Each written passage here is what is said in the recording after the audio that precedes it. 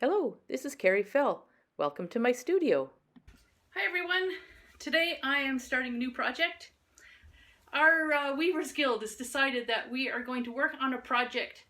We're going to work on our projects at home, and then in 2 months we're going to show each other what we've done. So here are the rules to our project. We got together in our meeting last night, and I'm wearing my dyeing shirt in case you're being distracted by the big blotch. This is my yarn dyeing shirt. We got together and we thought up some rules yesterday at our online guild meeting, and there were 5 of us that made it to the meeting, and we each looked at a yarn color chart and picked one. Each of us did not know what the others were choosing, so we ended up with these 5 colors that really clash. But we've got to figure out a way to make it work. My first stage is winding the warp here. I'm going to wind a few warps, and then I'm going to see which one ends up with the right color scheme. So the first yarn I'm going to use is this tweed. It's almost 100% wool. It's 97% wool and 3% viscose, which are these little tweedy bits in here. So one warp will be of this, and then another warp will probably be a white. I have a couple cones of a nice pure white 4-ply wool, same weight as the tweed, and then maybe try something like this, which is what do they call it? Willow. So this is a darker color, a warm gray, and this will deepen the colors as I dye them. I'm wearing one of my Viking hats with the tablet woven trim. I have not yet had my COVID haircut, and my long hair keeps dropping into my eyes, which I cannot stand, so I plunked on a hat to do this. I'm excited about this challenge. Have I mentioned that I'm excited about this challenge? Crazy colors. Anyway.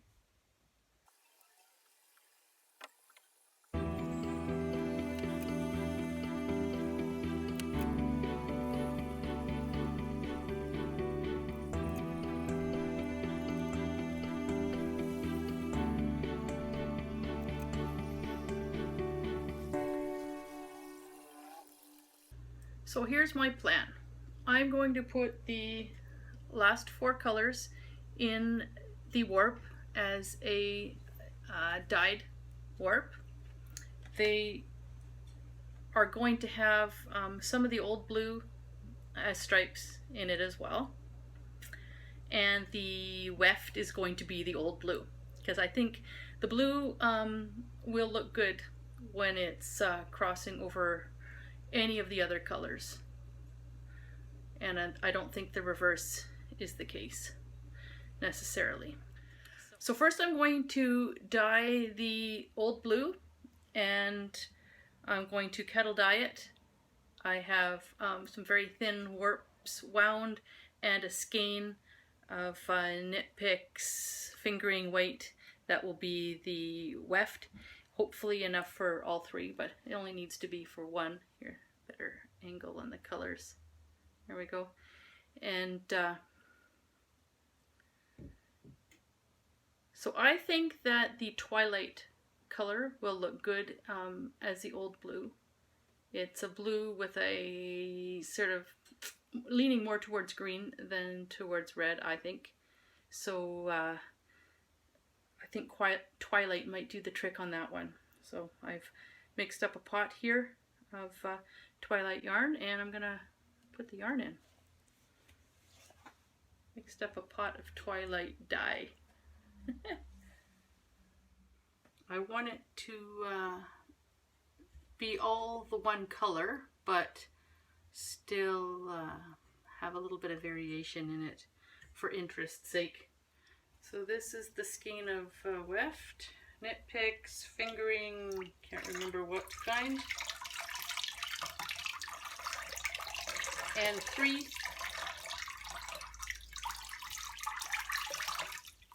tiny skeins, which will be stripes in the warp. So I'm just going to add them right away, instantly.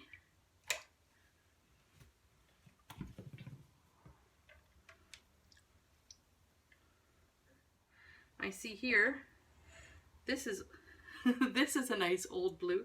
It's it was a beige yarn and it overdyed to look like an old blue, whereas this at this point is looking very blue, but who knows, we can always overdye if it ends up not being what I want it to be.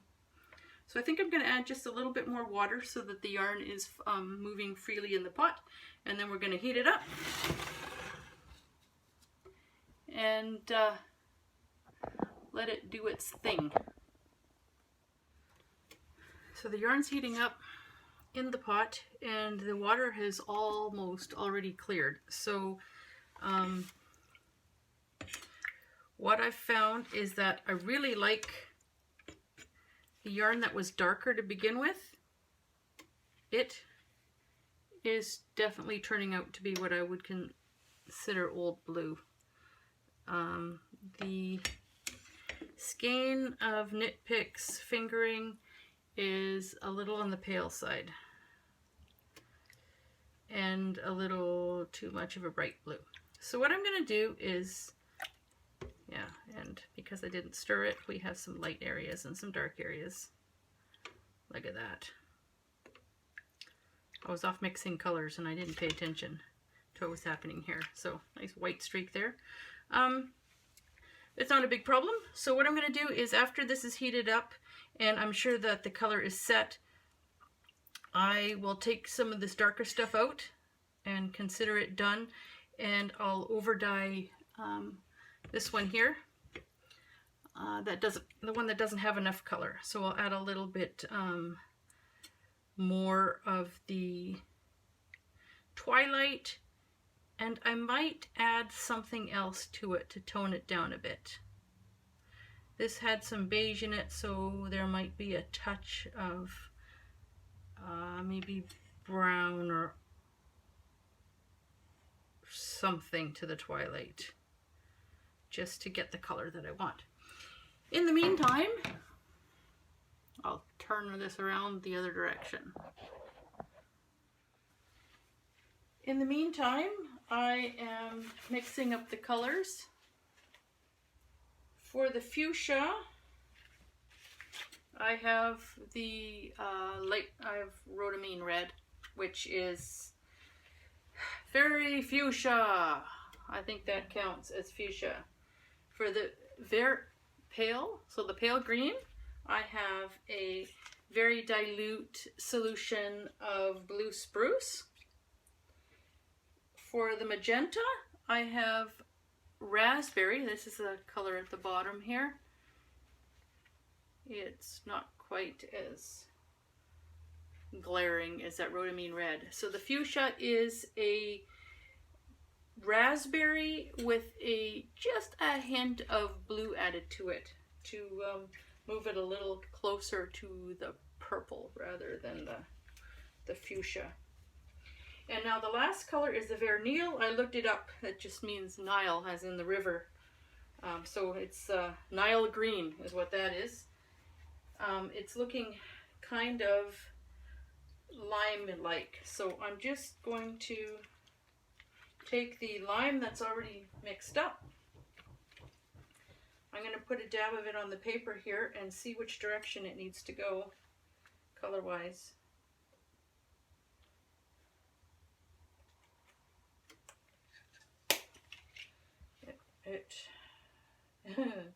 It's pretty much the right color right there.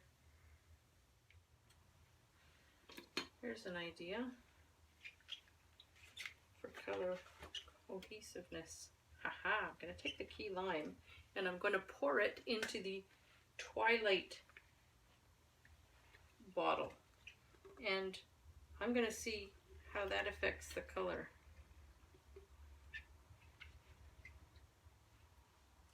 And because it's a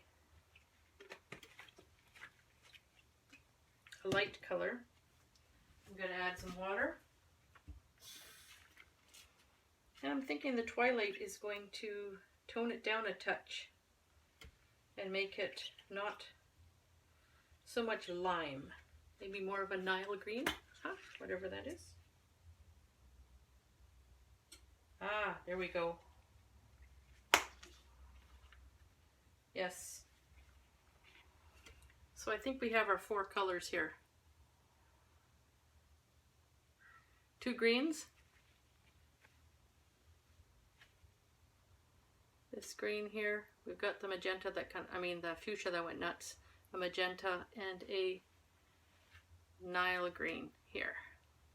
So that's what we're going to go for. That's what we're going with.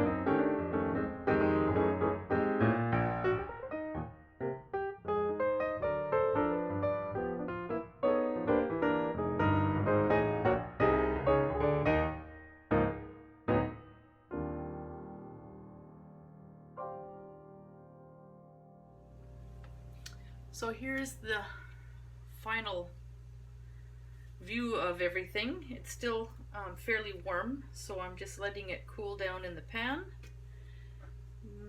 The rhodamine red is always the last to absorb, so there's still a little bit of it in the water, I think, but not much. And all the other colors seem to have absorbed. There sure are some interesting colors in here. I'm not sure that they fit my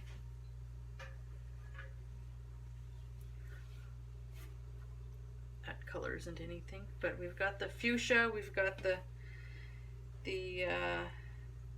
pale green, we've got the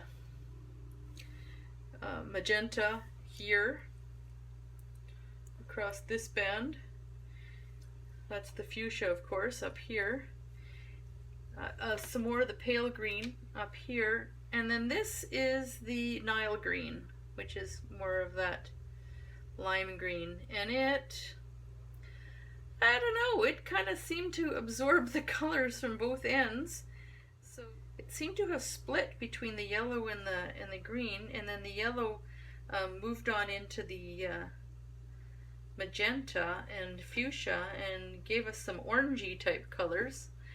So I don't know if this will qualify under our rules, because the rules were only these 5 colors. I seem to have a whole bunch of interesting colors, especially in this area. Oh well. I don't think I'll get voted off the island for having too many colors in my work. It's a fun project for just to keep us weaving and connected while we're not able to meet in person. Oh, and over here is the blue.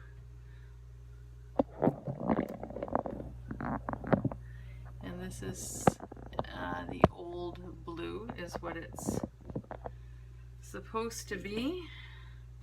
It too is cooling in the pot just to make sure that every last bit of dye comes out of the water. So it's fairly dark, but what I found I had to do was, it was a fairly bright blue, so I just kept adding more and more dye while it was still in the pot. So it's going to not be an even color throughout, which I kind of like. We may see some variation along the skein and along the warps. It was a brighter blue, so I tried to tone it down and make it more of an old blue by adding a little bit of the spruce green and then a fair amount of chestnut brown, actually. I was surprised how much chestnut brown I ended up putting in here. And there's not really any sign of it. It did change the color, but it really, you'd never know that there was all that chestnut brown in there. So the yarn is dry. Some of it looks like it's a little tangled up, but I'll take the plastic loops off and I'll pair them up and we'll decide whether I got the colors right or not. So here are the warp chains, all dried and chained in their groups. These 3 chains that are tied together here were dyed on this off-white 4-ply wool. This group here was dyed over a tweed. And this one here was dyed on sort of a taupey colored 4-ply wool. And each one came out differently. So the one that was dyed on the white here came out very bright. So we've got quite a bright fuchsia here. The sort of lime green color came out very nicely. Where it bled into the fuchsia, we have an interesting sort of orangey color. And the light green, that is not the yellowy green, came out just right, I think. And we have the magenta here, which on the camera looks quite bright, but it's a much less so in person. The blue, I think, came out quite nice. It is very much the old blue, I would say, of the color chart. This one here is a touch more muted, which is understandable considering the yarn had some color already to begin with. But same thing, good differentiation between the 2 greens, and this one almost split into a yellow, and I think we had some of the color striking sooner than the other. So we actually have more than 4 colors in here. I don't know if that's cheating for the sake of this project, but oh well. And the old blue turned out nicely in this yarn too. This one is the most muted of them all, and it's gorgeous. It's very subtle. The green did not come out quite so much as green, the pale green. Because of the taupey color underneath, we have, it's almost like a greeny gray. And it's a gorgeous color. Don't know if it's going to count as being that color for the project, but this is going to be a beautiful piece regardless. And I think this one ended up with the best old blue. I think it matches the chart best of all of them. And then finally, I have this large skein of wool, which will be the weft for all 3 projects. It had multiple colors thrown in after it had already started dyeing, so we have an interesting color shift. Each part is slightly different than the other. We've got some parts that are leaning towards green and some parts that are leaning towards blue. It matted up and felted to itself a fair amount, so it looks like a mess. I think if I get it on the skein holder and give it a good bit of tension, I think I should be able to roll this into a ball without a problem. But you can see the color variation in it, which is what I wanted. I didn't want it to be one solid color. I wanted it to be more of a tonal, and I think I got it here. So I'm very happy with my 3 warp chains. I'm going to weave them all, I think. No sense just making one project. I can only guarantee that I'll have one done for our deadline for our November meeting, but I think I'm going to try to weave them all. I think for the sake of the colors, to try to get the overall color scheme that we came up with, I think this one might be the closest, and so I'm going to probably weave this one first, the one that was dyed on the tweed. So I've got my 3 warp chains all here, and because I wound the warps first and to dye them, I am warping them front to back instead of the direct warping that you often do on a rigid heddle loom. I am just taking the warp chains with their crosses. I've cut the ends, and I'm threading them through the heddle with my hook. And I've started here. I always make sure I tie them in a loose loop at the back in case my heddle falls out. The ends don't come out. The heddle does fall sometimes. So I'm just taking the next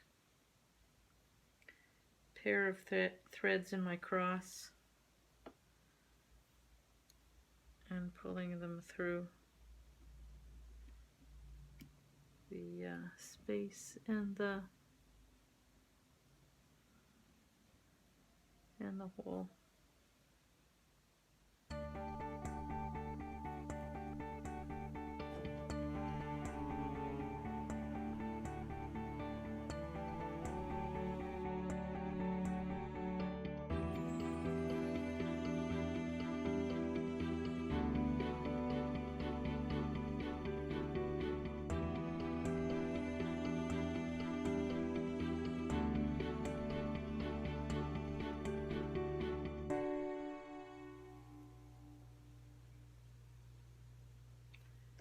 I really enjoy these challenges.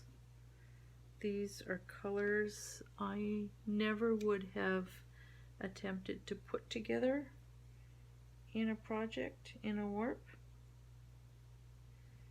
And I wouldn't have thought that they go well together. It wouldn't be something that I would attempt. I have found that by giving myself a challenge or participating in a challenge like this, that it really moves me out of my comfort zone, and I have to think about how I'm going to use the colors, and I get wonderful surprises at times.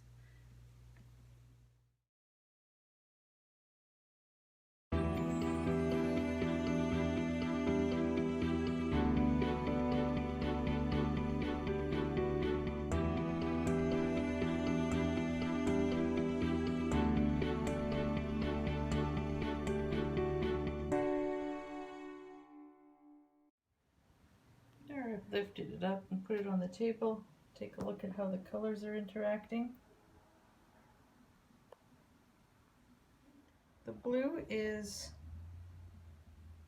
working well with all the colors, I think.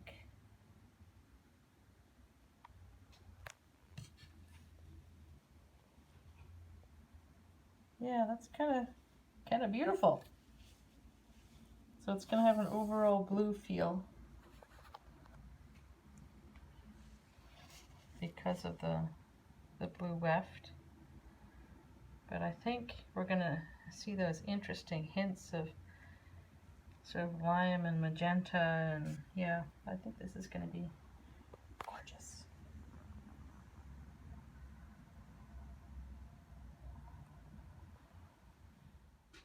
So here's the finished project. This is the first cowl that I've created from the yarn for this challenge. And I'm really happy with how it turned out. We've got all 4 colors in here and a few extras that happened when one color overlapped the other. The blue is in the weft in the main body of the scarf, and then the warp came around and wove back into itself as weft, and so that's why the color is really bright. This is the warp crossing itself in this diamond shape here at the front. Having the blue in this part as the warp subdued the colors a little bit, which is kind of nice. There's where the 2 warps come together at the front. The 2 ends of the warp meet. And then so this is a one piece that's been looped around, and the loop is around the neck line. I have some 3-inch fringes here. And I'm really happy with how this turned out. I can't wait to see everyone else's projects from this color challenge. If you enjoyed this video, please like and subscribe. If you'd like to support me in my artistic endeavors and see more videos, please consider becoming a patron. Thank you for watching.